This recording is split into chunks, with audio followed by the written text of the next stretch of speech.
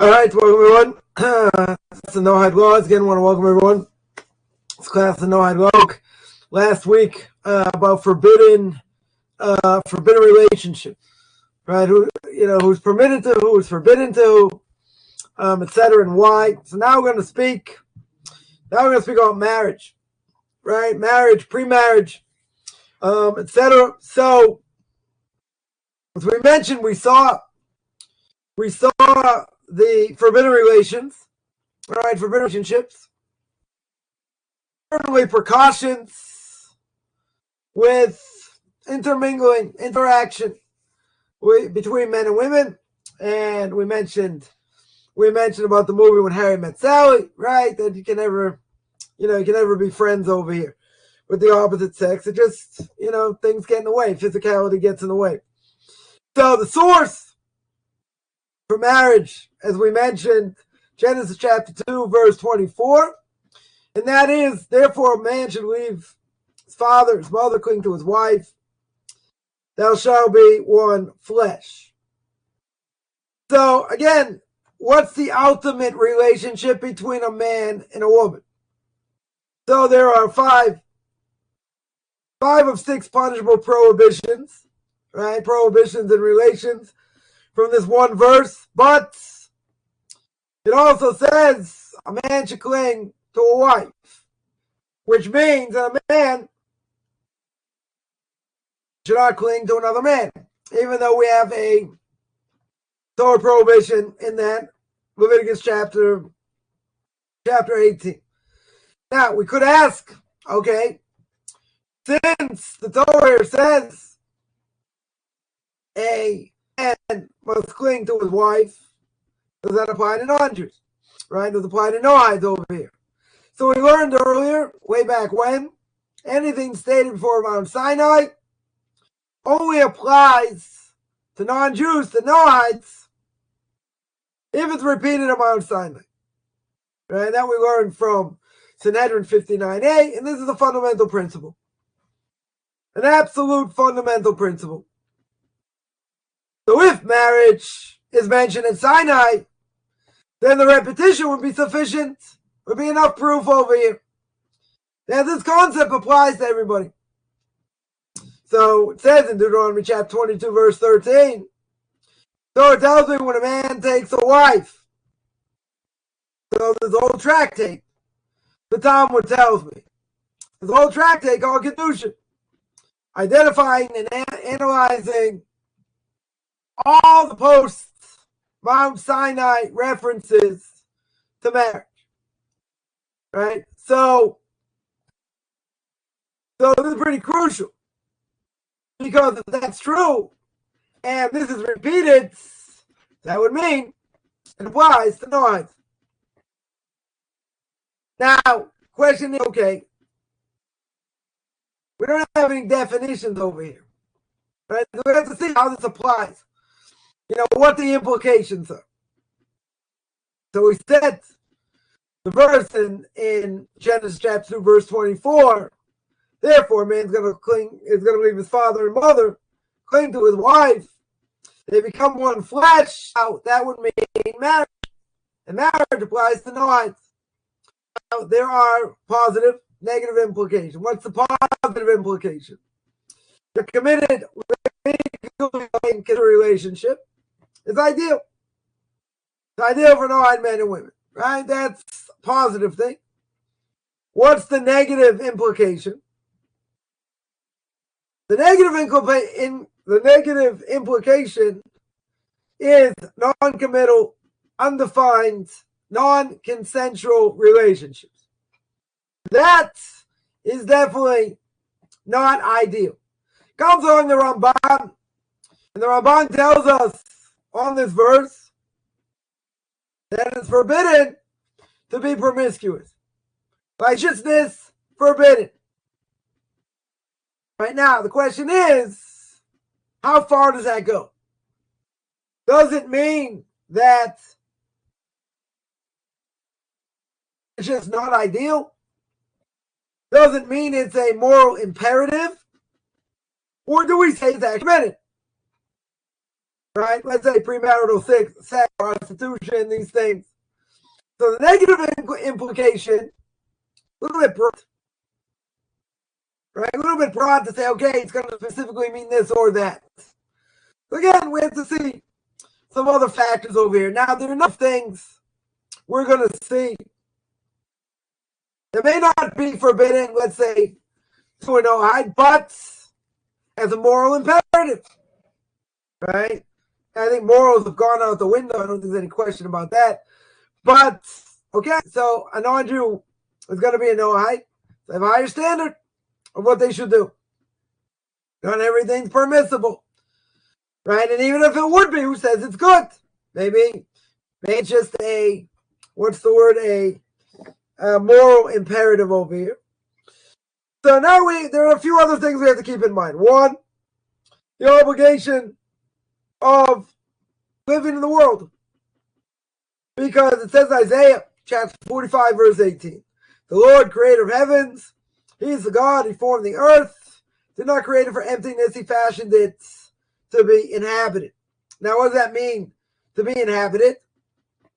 This is pretty crucial, right? Now, it would seem to me that people have to have kids.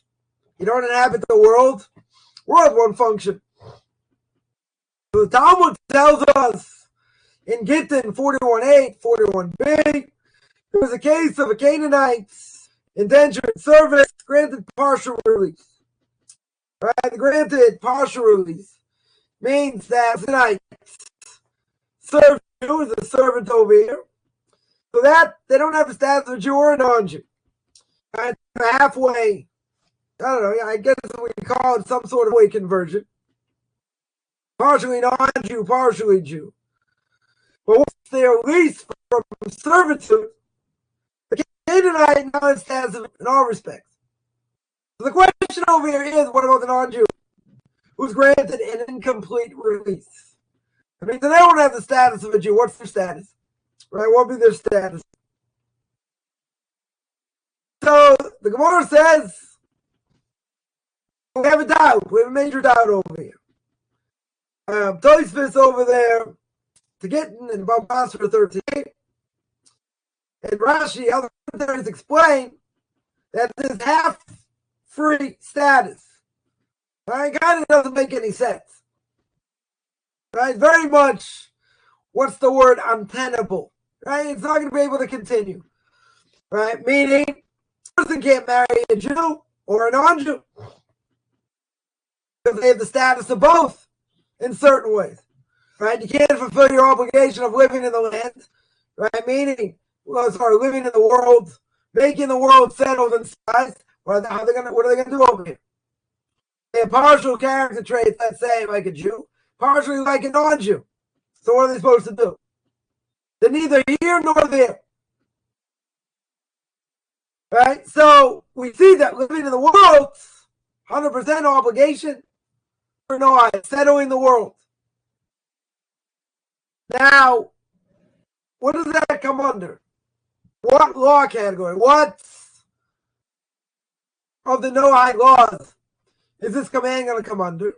Maybe it's going to come under the commandment of dinim, establishing civil law. Why? Because I got an idea of marriage, and we're going to see how that applies. Common law marriage. But there are negative implications. What are the negative implications? We mentioned, again, promiscuity, premarital sex.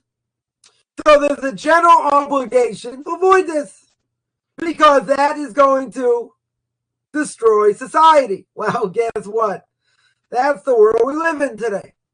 And it has destroyed society. No question about it. Right? It makes society corrosive. Makes it licentious. The question is, okay, even if that's true, what about the obligations over here? The obligations aren't mentioned anywhere. Not in any halachic work. So it could be, you'll tell me there's a general prohibition. What's the general prohibition? Court of Shame and other earlier leaders decreed specific prohibitions for Noahide society. Right, that we saw before. And what we can see in Kings 1, chapter 14, verse 24, tells us also prostitution was in the land. They did all the abomination of the nations. Right? So I can bring proof from that and say, listen, that would be forbidden for non-Jews. That's called an abomination. So the fact that you have, prostitution, and the fact that it says we're talking about other abominations, i.e. forbidden relationships, what does that imply? What would I understand? That's problematic, but not for the same reason.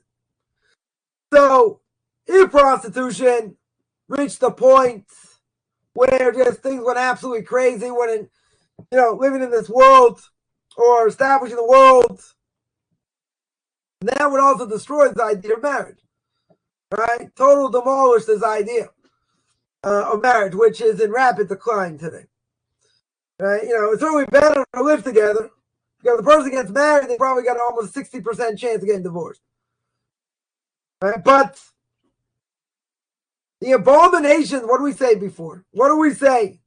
What do we say, Larry? There were things that were prohibited by shame in early Noahide courts.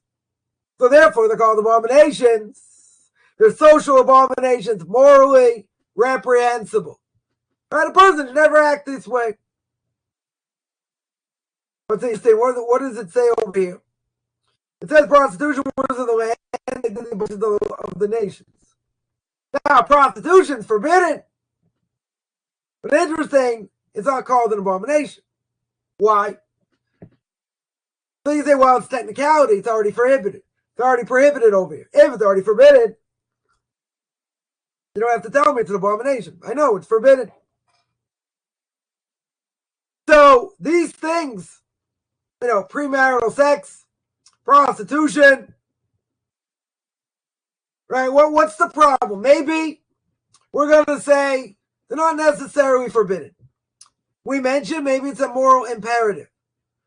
Why? Because they stop a person or they make it more difficult, for a person to have their other obligations. Makes it worse. So really, it's not a good thing to do. The question would be that it's not punishable necessarily, but this behavior should be discouraged because we need to preserve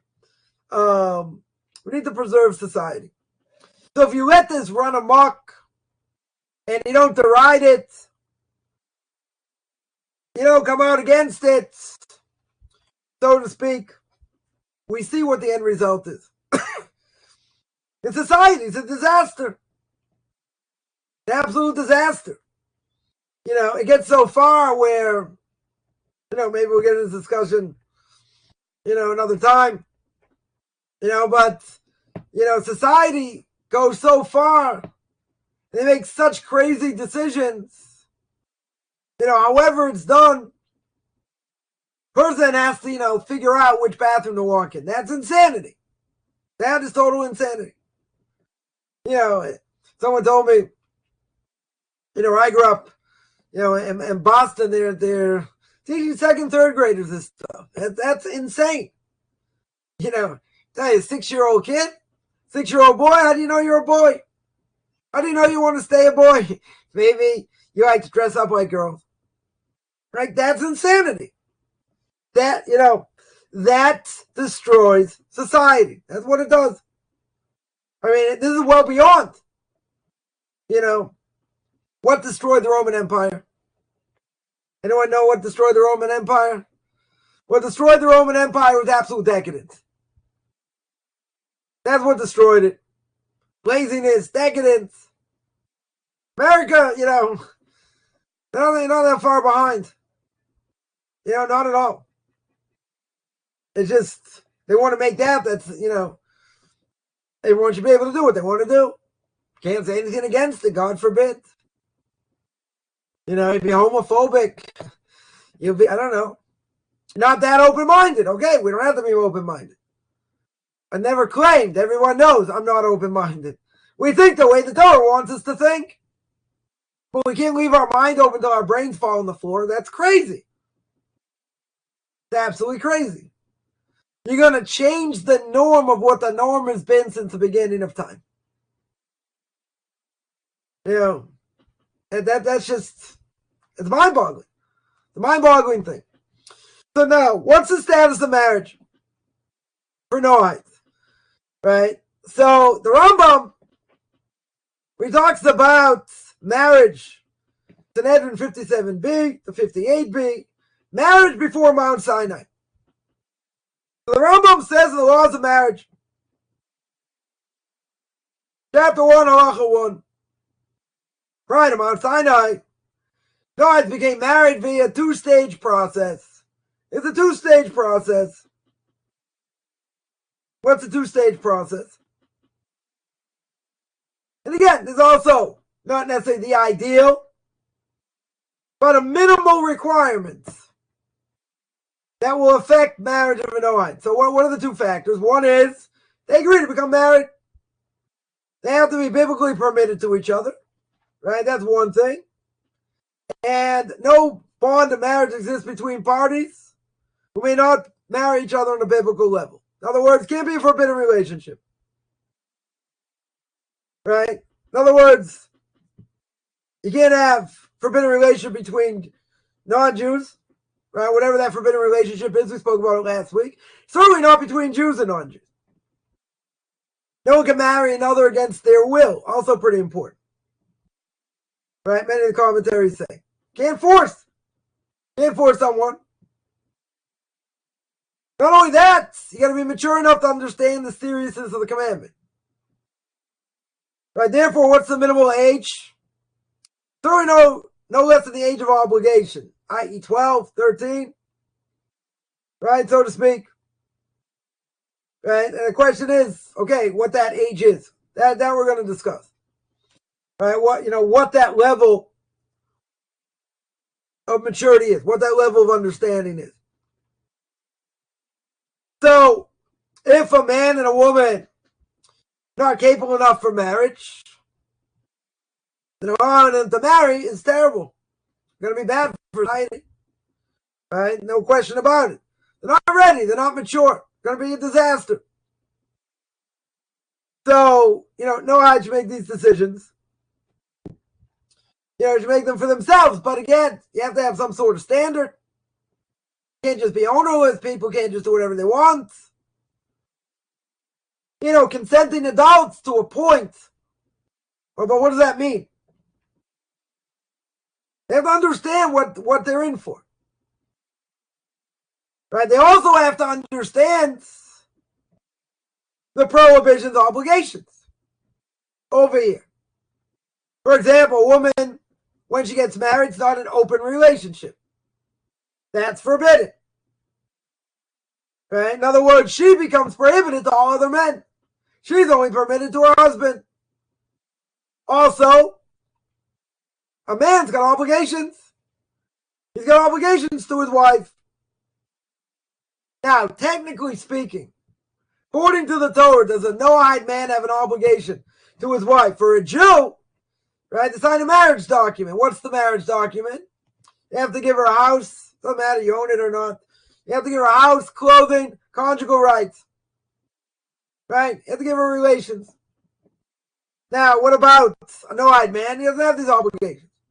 But there are certain expectations that would make sense that he has to do, right, that we're going to see. So, once they make this agreement, the woman is considered a marasa. What does marasa mean? Betrothed, like engaged. Now, at that point, even if they don't, let's say better, at this point, she's prohibited to any other man. Not liable for punishment if she transgresses over here. But technically, she is sanctified to this person, to her husband. Even though, not fully, we don't have a full contract here and all that. Nonetheless, she's sanctified to him, he's sanctified to her. Now, they could both walk out. They could both, say, okay, I'm out of here. Okay. Right? But let's say, before that happens, the one goes with someone else, is that really forbidden? No. There wouldn't grass over it. So that's the first thing. Second thing is, marital relations, got to be consensual. So once she's betrothed, marriage is consummated through normal relations. Now, what does that mean? We're gonna try and keep this clean. We're gonna try and keep this clean over here so Ray doesn't get banned and no one tries to destroy him in other ways. Right? Normal relations is regular intercourse. That's what we're talking about. Right? Now, what's the purpose over here having this marital bond? Right? That's what it is. In other words, otherwise, what's the problem? So, they can just live together, have as much sex as they want or whatever, but they're not doing it for the sake of the marital bond. Why are they doing it? Why are they doing it? They're doing it, it's like prostitution. That's what it is, essentially. If it's for the sake of a marital bond, different issue. They want to create the marital bond. If they're not creating the marital bond, what are they doing? Again, we have to see this by common law marriage. But essentially, what are they doing? It's called in Talmudic literature, znus. It's like prostitution. That's what it's like. She consents. Okay, so I have to see, that's considered marriage or whatever, even if she consents. But if it's not for the sake of marriage, there's no commitment over here, essentially. They're just living together, but could be two Noahides live together, that's enough. That's enough commitment. They're not living together for the sake of prostitution. That's not what they're doing. So once the marital act is completed, she's considered a bulas baal, a fully married woman. Right? She's going to be fully married here. So basically, once the relations, once it's for the sake of marriage, okay, very good. But if it's not for that, then that would be forbidden. It would totally be forbidden over here. Now, if this question comes up a lot. If we get married, who does the ceremony? What type of ceremony is it? Normally by a Jewish marriage, the groom gives the bride a ring. You need two witnesses. Right? Two witnesses to watch him hand over the ring. Right? Same thing by when she picks up the ketubah, the marriage contract, they have to witness it as well. Here by Noahides, doesn't apply. No requirement for witnesses over here. But, if you look at the Torah, there is sort of an outline over here, which is important, even for non-Jews. And that is to make Noahide ceremonies meaningful. Right? So if you're going to say, there's really, there's no canopy, there's no nothing, there's no witnesses, so what do you do? What do you do over here? So you should make it meaningful, relevant to the spouses, their families. Right? Also,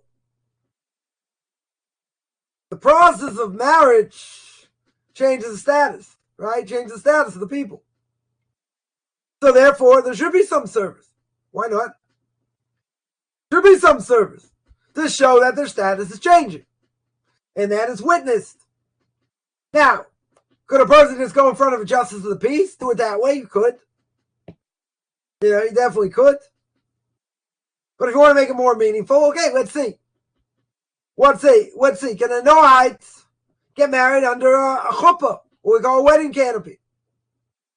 Now, that is according to Jewish law for Jews. Some early commentators explain it's not a Jewish innovation. Part of the marriage ceremony, even in ancient times before Mount Sinai. But again, doesn't necessarily mean that it's, it's etched in stone over here. But enough to show that, enough to do it. What would be the problem? They're infringing on what Jews do. That's called Chidushay Das. Right? We spoke about that. So the symbolism of canopy should apply equally. It's not a problem of making up a new religion. Now, what about giving over a ring? So Talmud Sanhedrin 58:8 says that a Noahide's marriage ends, the woman uncovers her hair in the marketplace. She goes bareheaded in public, shows she's not married. Now, some are going to say, well, if that's true, then Noahide women should cover their hair when they're married. Right? That's what it sounds like. But what's the issue over here? That's not the issue. But the woman, how is she going to show publicly she's married? Cover her hair.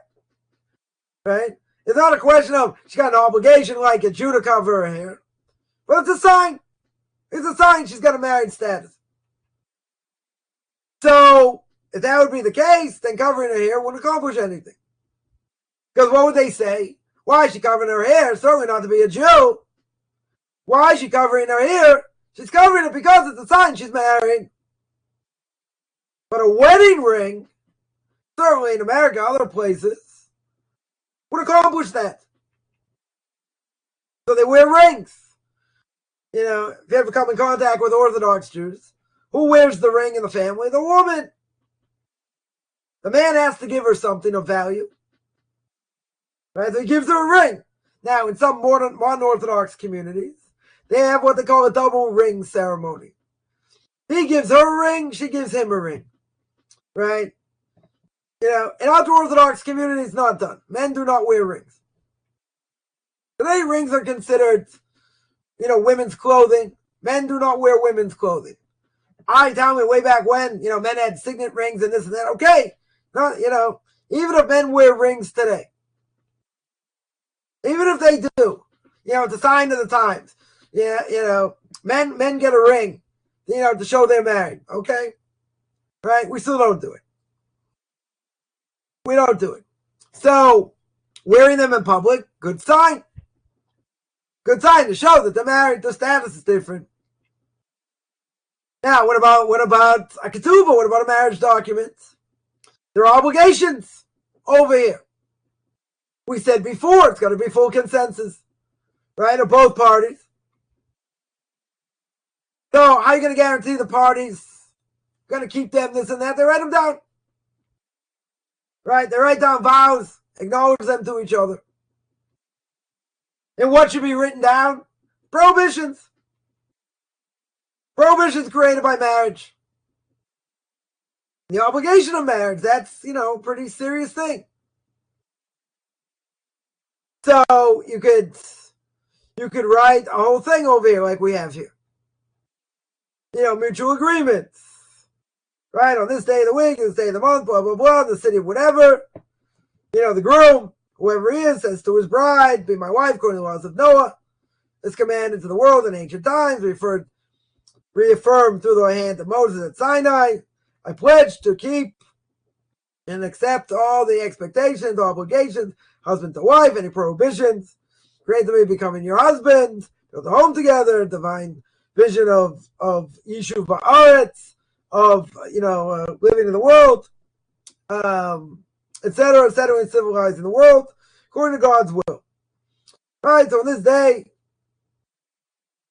she says to her groom, I'll become your wife according to the laws of Noah, blah blah blah, and I accept all the expectations of a wife to her husband and all that. The groom signs it, the bride signs it, and you have a witness. You have a witness signs it also. Now, what about, we mentioned before, what about common law marriage? Now, in the States, not every state is under common law marriage. Some are. I don't know what the, I don't know what the numbers are. Whether it's, I don't think it's a majority of states that hold this. I think there are some, but I certainly don't think it's the majority, for sure. So, unrelated over here, that if a person, let's say, there's an unrelated man and woman live together. They're not married, right? They didn't do the ceremony, whatever. But why are they living together? They're living together because they want to be together. Right? So de facto, they have status of marriage. So therefore, Noahide men and women should live together before marriage. Otherwise, they ought to be considered married over here. So common law marriage is something that's been spoken about a lot. Right? The commentaries speak about it a lot. So the problem is, if they live together, they're considered married. Certainly according to the Rambam and others. So it would make sense not to live together first. Otherwise, now you already have these obligations. Why? Because why do people live together in general? They're living together because they want to be together. Right? It's a bond, like a marital bond, just without the piece of paper and everything else. So, okay, so if that's true, 100%, if that's true, then what? So now, if they wanted to get divorced, and we'll speak about that, they just walk away and that's it. Right? But once they live together, it's a whole different thing. We said they have to be consent, they have to do this, we mentioned all this. But what if they don't do any of that? And they live together. So de facto, that's considered marriage. Without going through all the hoops that we said before.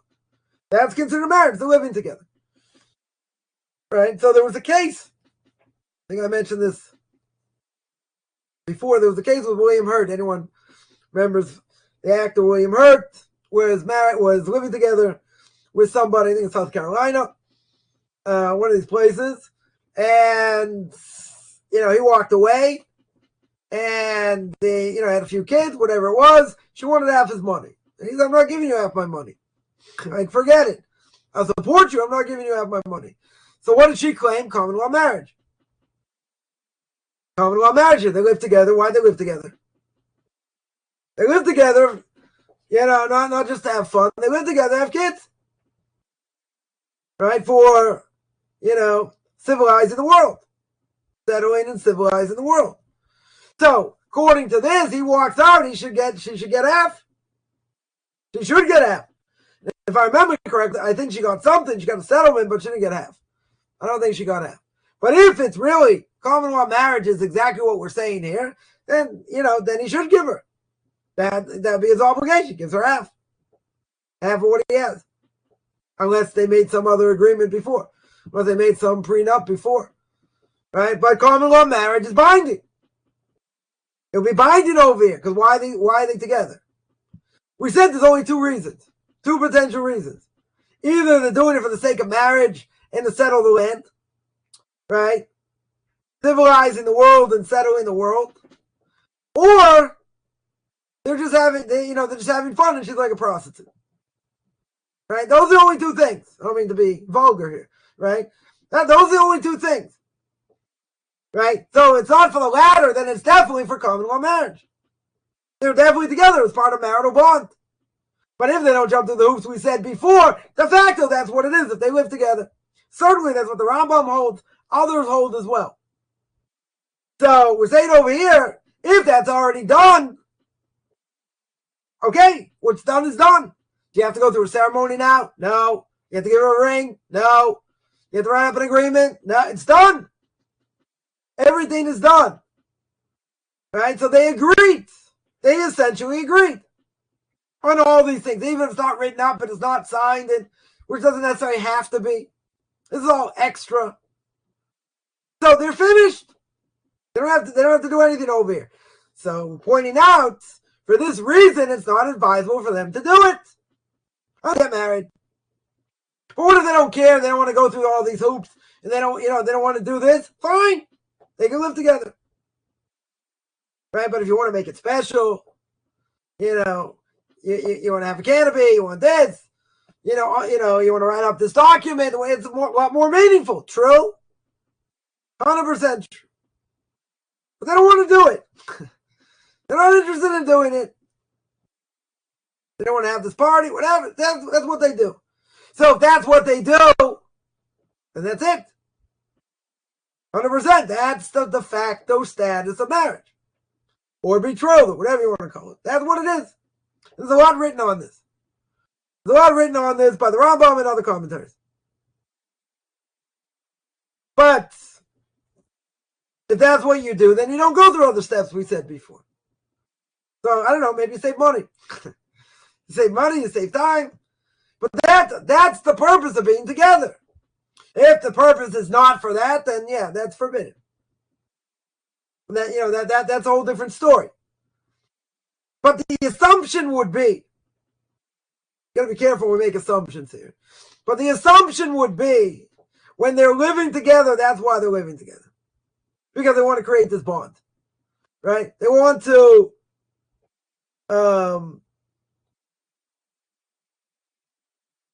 what do they want to do over here? They want to fulfill this divine vision of settling and civilizing the world. Now it's interesting, just throw this out there, that statistically people live together.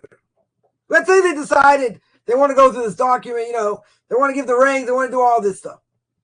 Right? Statistically, it shows that when people live together and, for however many years, and then they decide to get married, statistically, the rate of divorce goes up exponentially.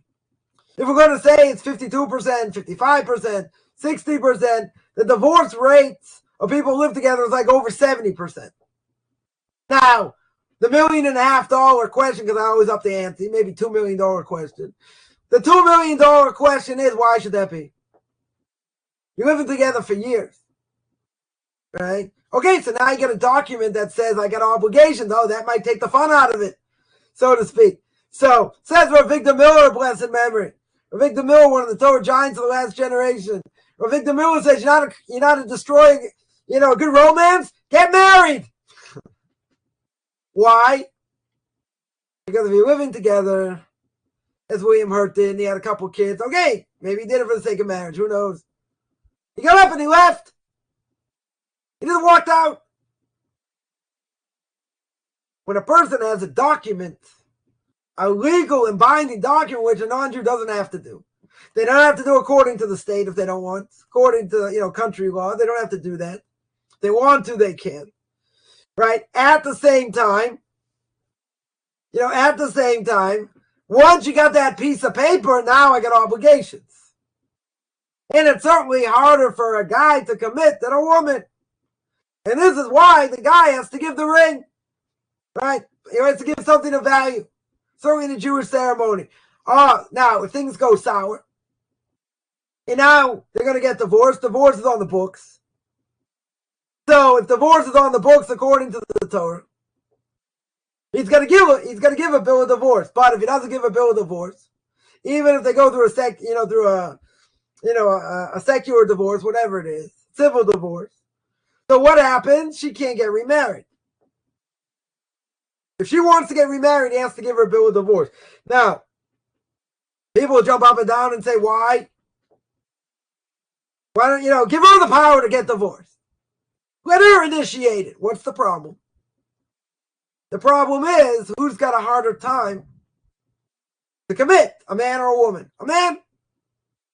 So if he's the one to make the kedushin, to make the sanctification, the betrothal in the marriage, right? Because he has to give her something of value, then he's got to be the one to break it. Now, could there be recalcitrant husbands that despite their wives, they don't want to give a bill of divorce? Yes. Can they make life miserable for them? Yes. Can we stop them? The Rambam says technically you can beat this guy to an inch of his life. Until he says, I want to give this the bill of divorce. Now, the problem is, right, the Rambam says, why is that permitted? You're not allowed to give a forced get, the forced bill of divorce. So the Rambam says it's permitted because this person really wants to do it. It's just his evil inclination takes over. His evil inclination takes over. So certain things you might be able to do. Person have to be careful. You can say, well, will freeze his bank accounts or do other things, but there's a problem because he might be doing it under duress. If he does it under duress, no good. He's got to do it with his own free will. Can't force. Now, people say, what about a prenuptial agreement? For the unorthodox world for the last 25 years, they've had this 30 years, more. They've had this prenuptial agreement, which basically says, if things don't work out, the husband agrees to go to whatever rabbinical court in order to give his wife a bill of divorce. It's enforceable, according to them. Other Orthodox community didn't like the way it was written. There were certain things that seemed like it was too forced, whatever. So they're trying to come up with something else, with some other type of document that you don't have these problems of these chained women, so to speak. So I'm not going to say it's not a problem there. There are issues. Can't change the system over here. Because, as we said, the guy's the one who makes the Kedushin. He's going to break it. He's going to be the one to break it.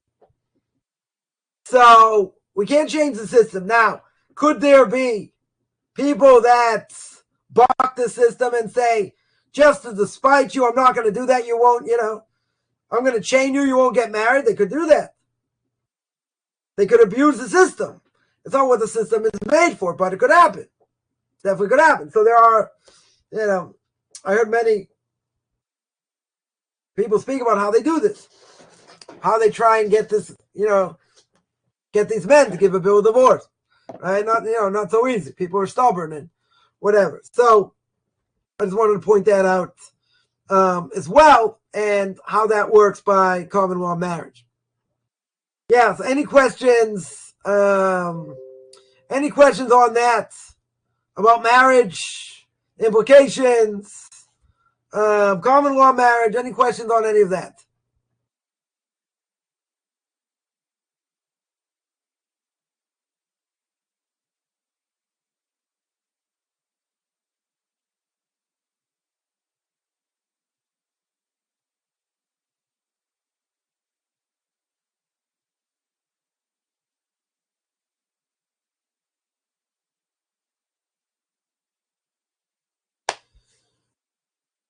All right, if there are no questions, then I'm going to sign out. I guess we'll be here next 2 weeks anyway. Next 2 weeks shouldn't be a problem, right? In 3 weeks, going to be Rosh Hashanah. Then after that, probably off till after the holiday of Sukkot.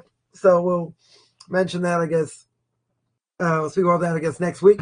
Otherwise, I'm going to sign out. Anyone has any questions, feel free to shoot me an email. Otherwise, I'm going to sign out. Wish everyone a good middle of the day, or almost the end of the day for me. And everyone have a great rest of the week.